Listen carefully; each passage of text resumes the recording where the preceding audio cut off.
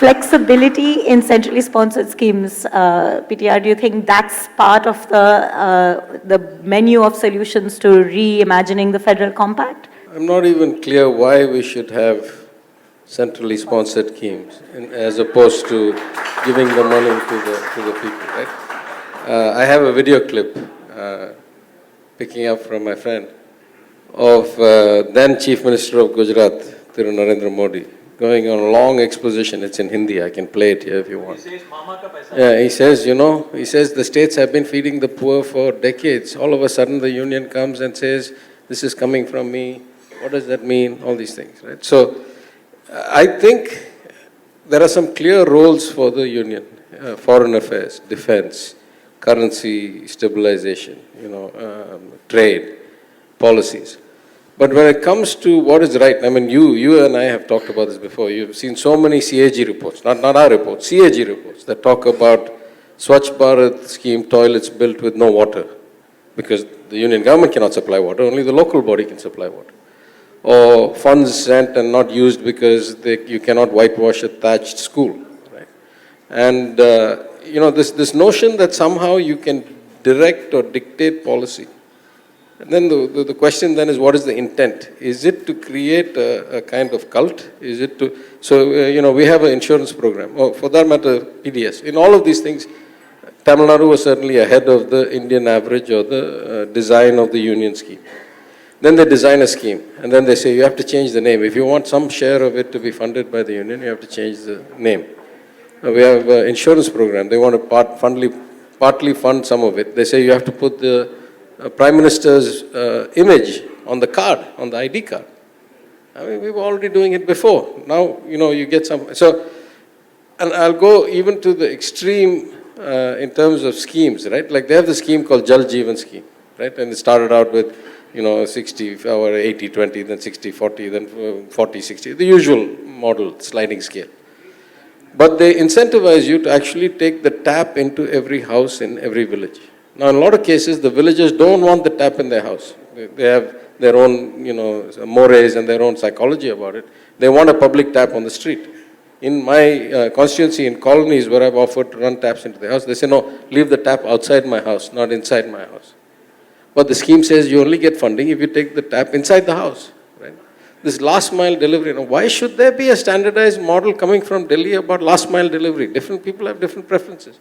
That's what the states exist for. That's what the local bodies exist for. Now, as far as the local bodies, I definitely take my friend's comment because, he has, unlike me, he has served as a sarpanch at a local body level. I completely agree with the lack of devolution. But it's a double-edged sword. In the case of Tamil Nadu, a lot of our problems with local bodies have to do with the caste problem. And it has to do with no matter what you do about reservations and all that. Once you get to a granular level where within the same geographical area, you reserve this as let's say, a SC seat, but there is a whole lot of non-SC people there. You start having caste problems and there's been violence and murders and all kinds of clashes and stuff like that. So my colleague, also the Minister for Planning, my colleague, the Vice Chairman of the Planning Commission of Tamil Nadu, says the single biggest improvement in delivery of services and the equality of society in the rural areas of Tamil Nadu was when the line department started driving the programs rather than the local body elected officials. Because if they did that, it was very biased, and even letting out the temple lands and managing the tanks and all that, they would do on a caste basis or a communal basis or a religion basis or something. And once you standardize the model from Chennai, then it became actually better delivery. So I completely agree, you can't have it always. You can't say, I want devolution to my level, but not below me. And again, I think time changes things, right? If you have greater education levels, you have greater integration, more harmony, then you do more devolution. And I think some states, and maybe there's a correlation between the communist philosophy and the fact that Kerala has such high devolution, maybe. But I think all parties take equal credit for that. but some of these things should never be aggregated. There is no natural reason for a one-size-fits-all aggregated model coming from Delhi. That's my idea. I think one of the big governance challenges for India is that we still haven't passed out what level of government should be performing what level of function, and it leads to a consistent set of overlaps across the board. At the risk of making a too broad a statement out of your somewhat more nuanced point, would it be right to say that the inequalities at the grassroots level should necessitate a little bit more centralization from the state? I'm just throwing this out as a provocation because I think that's one of the very critical reasons why centralization at the state level has often happened at the cost of deeper devolution to local governments.